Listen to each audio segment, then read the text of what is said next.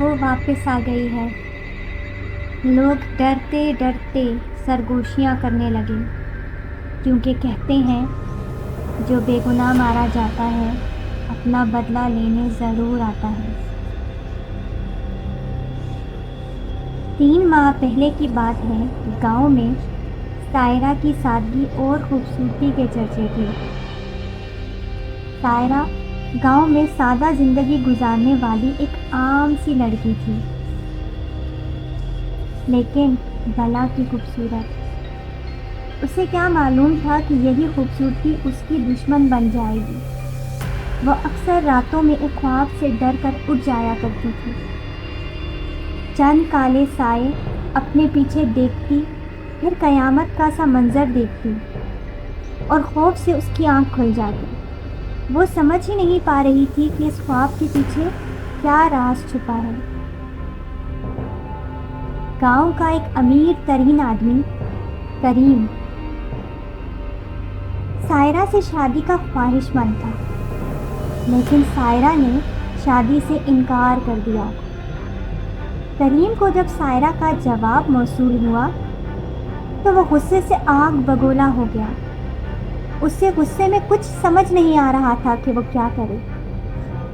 سائرہ کا خواب آج اسے سچا معلوم ہو رہا تھا، جب 4 لوگ اسے مارنے کے لیے اس کے سر پر کھڑے تھے۔ اسے اپنا خواب یاد آنے لگا، جب چند کالے سائے اسے گھیرے ہوئے تھے۔ انہوں نے لاٹھیوں سے اس کا سر کچل دیا اور سائرہ کو کچھ کہنے کا موقع بھی نہ دیا۔ لوگ جمع تھے، کسی نے اس کی کوئی مدد نہ کی۔ وہ بیچاری بے گناہ ماری گئی۔ سب کریم کو برا سمجھتے تو تھے، لیکن اس کے خلاف جانے کی کسی میں ہمت نہ تھی۔ 50 سالہ کریم اپنی دولت کے بلبوتے پر سائرہ سے تیسری شادی کرنا چاہتا تھا، اور سائرہ کے انکار کرنے پر اسے مروانے میں بھی کریم کا ہی ہاتھ تھا، مگر کوئی اس وقت کچھ نہ بولا۔ گاؤں میں عجیب واقعات ہونے لگے۔ کنویں کا پانی لال ہو گیا، مانو خون ہو۔ مال مویشی غائب ہونے لگے۔ لوگوں میں سائرہ کی روح نے اتنا خوف پیدا کر دیا کہ کریم بھی خوف سے گھر میں جا چھپا۔ وہ اکیلا کمرے میں بیٹھا رہتا اور خوف کے مارے سب جگہ آنا جانا چھوڑ دیا۔ لیکن بھلا کسی روح کو دیواروں سے روکا جا سکتا ہے؟ سائرہ کو اپنے سامنے دیکھ کر اس کے ہوش اڑ گئے۔ وہ بہت غصے میں تھی اور کریم کی خون کی پیاسی ہو گئی تھی۔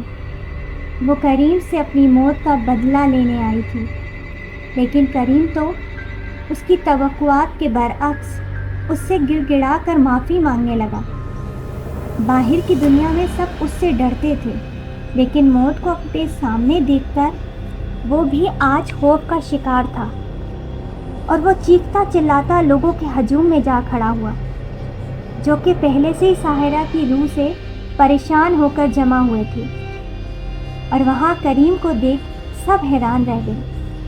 کریم نے آتے ہی زور زور سے اپنے کیے گناہ کو قبول کیا اور سائرہ سے معافی بھی مانگی۔